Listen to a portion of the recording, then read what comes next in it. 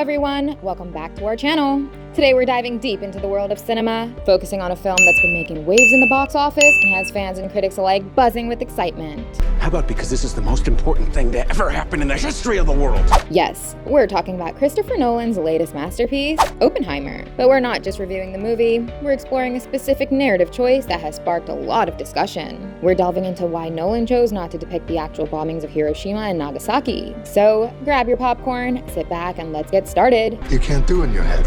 Oppenheimer, as you might guess, is a biopic about J. Robert Oppenheimer, the father of the atomic bomb. The film, based on the Pulitzer-winning biography American Prometheus, meticulously follows Oppenheimer's journey from academia to the Manhattan Project, and his eventual fall from grace. It's a detailed narrative, avoiding composite characters and including everything from a New Mexico camping trip to an impulsive apple poisoning. The movie has been doing exceptionally well at the box office, and it's no surprise. Nolan's storytelling, combined with Cillian Murphy's brilliant portrayal of Oppenheimer, has captivated audiences worldwide. But there's one aspect that has sparked a lot of discussion. You might expect a movie about the creator of the atomic bomb to show the bombings themselves, but Nolan doesn't. Why?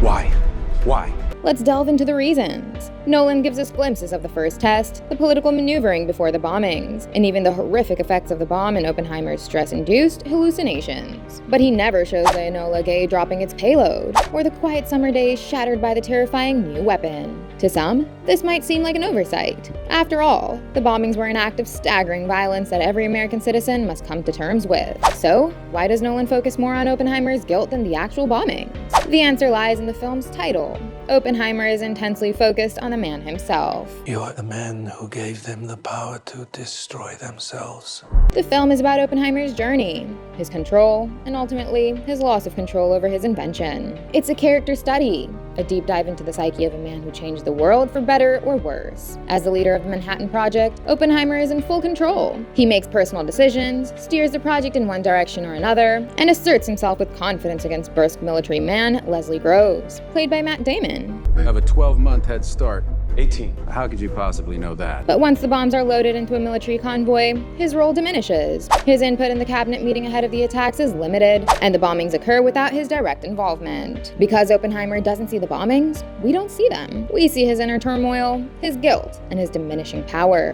When Oppenheimer approaches President Truman, played by Gary Oldman, with concern that he has blood on his hands, Truman dismisses him as a crybaby. This dismissal points towards another potent theme in the movie: guilt, consequences, and how much they really matter. And I know what it means. Oppenheimer has plenty to feel guilty about, even before the bombings. His affair with Jean Tatlock, played by Florence Pugh, leads to her death, and his work on the Manhattan Project makes him an absent husband to his wife Kitty, played by Emily Blunt. By the time the bomb is made, he's a haunted man, trying to warn anyone who will listen about the dangers of nuclear proliferation. But there's a self-serving element to his public penance. As his wife Kitty points out, you don't get to commit the sin and have the rest of us feel sorry for you for there being consequences. The only time Oppenheimer is directly faced with the horrors of the nuclear bomb is when a presenter shows photographs of Hiroshima's aftermath. But remember this day. Despite his guilt and fear, Oppenheimer can't bring himself to look. This moment is more impactful and more damning than any dutiful depiction of an atrocity would be, and that's why Oppenheimer doesn't show the Hiroshima or Nagasaki bombs.